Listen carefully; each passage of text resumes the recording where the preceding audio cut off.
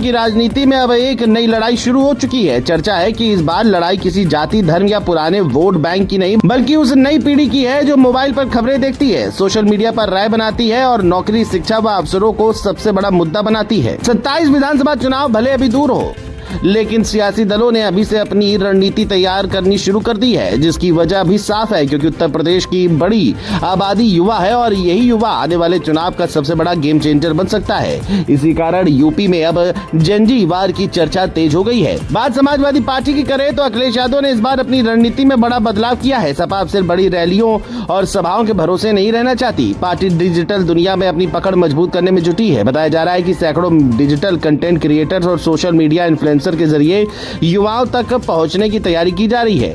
बेरोजगारी, प्रतियोगी परीक्षाएं, पेपर लीक और नौकरी जैसे मुद्दों को केंद्र में रखकर युवा वोटरों से जुड़ने की कोशिश हो रही है। साथ ही युवा सांसदों और नए चेहरों को भी आगे बढ़ाया जा रहा है, ताकि युवाओं को लगे कि उनकी आवाज पार्टी में सुनी जा रही है।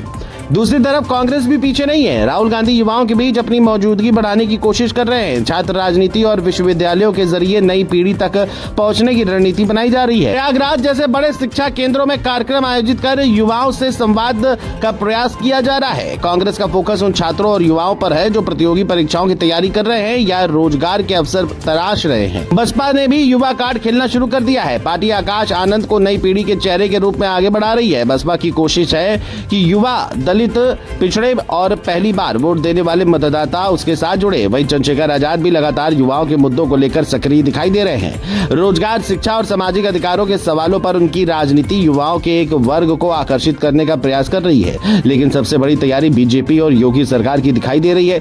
सरकार युवाओं से सीधे संवाद का मॉडल तैयार कर रही है। चर्चा है कि योगी विश्वविद्यालयों और कॉलेजों में छात्रों से सीधे बातचीत कर सकते हैं। सिर्फ भाषण नहीं, बल्कि सवाल जवाब का कार्यक्रम भी इस योजना का हिस्सा बताया जा रहा है। इसके अलावा युवा नीति, युवा आयोग और जिला स्तर पर युवा सलाहकार समितियां बनाने जैसे कदमों पर भी काम चल रहा है। बीजेपी ये संदेश देना चाहती है कि वह सिर्फ चुनाव के समय नहीं, बल्कि लगातार युवाओं के साथ संवाद बनाए रखना चाहती है।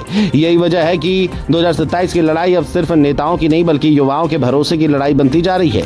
Mobile screen, Instagram reels, YouTube video, college campus, library और प्रतियोगी परीक्षा केंद्र अब राजनीतिक चर्चा के नए मैदान बन चुके हैं। अखिलेश डिजिटल ताकत के सहारे आगे बढ़ रहे हैं। राहुल कैंपस कनेक्ट बना रहे हैं। बसपा युवा चेहरा सामने ला रही है। चंद्रशेखर सड़क से आवाज उठा रहे हैं और योगी सरकार संवाद व योजनाओं के जरिए युवाओं को जोड़ने में लगी है। अब सबसे बड़ा सवाल यही है कि 2027 में किसका युवा कार्ड चलेगा और किसकी रणनीति यूपी की सत्ता का रास्ता तय करेगी।